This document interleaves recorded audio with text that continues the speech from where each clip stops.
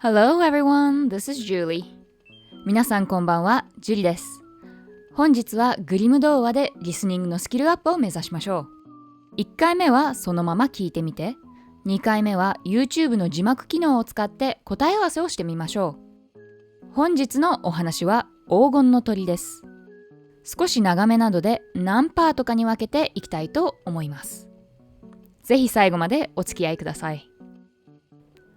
A certain king had a beautiful garden, and in the garden stood a tree which bore golden apples.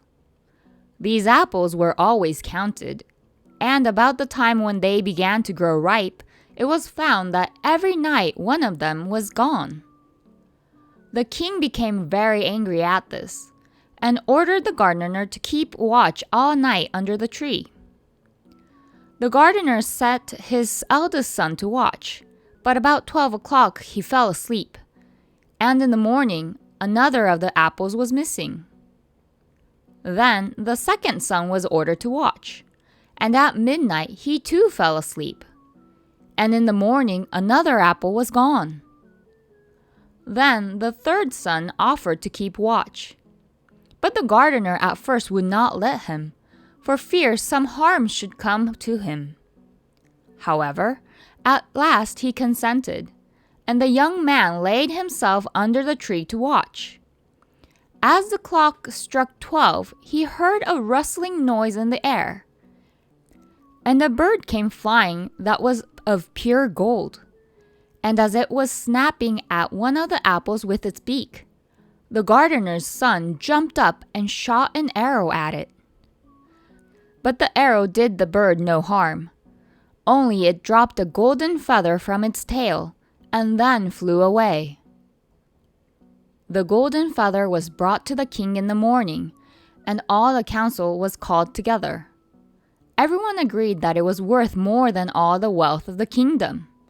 But the king said, "One feather is of no use to me. I must have the whole bird." Then the gardener's eldest son set out and thought to find the golden bird very easily.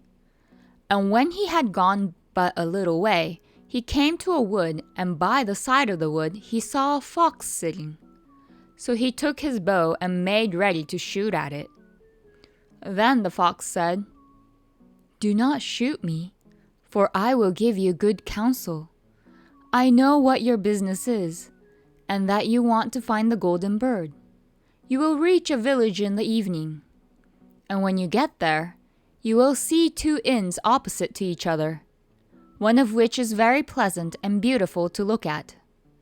Go not in there, but rest for the night in the other, though it may appear to you to be very poor and mean." But the son thought to himself, "What can such a beast as this know about the matter?"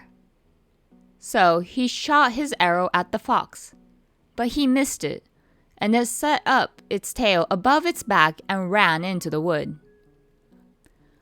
Then he went his way, and in the evening came to the village where the two inns were, and in one of these were people singing and dancing and feasting, but the other looked very dirty and poor. "I should be very silly," said he, "if I went to that shabby house and left this charming place." So he went into the smart house, and ate and drank at his ease, and forgot the bird and his country too.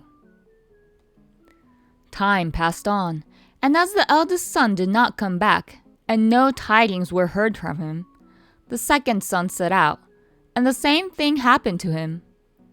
He met the fox, who gave him the good advice.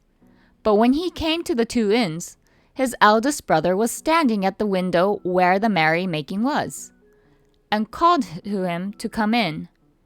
And he could not withstand the temptation, but went in, and forgot the golden bird and his country in the same manner.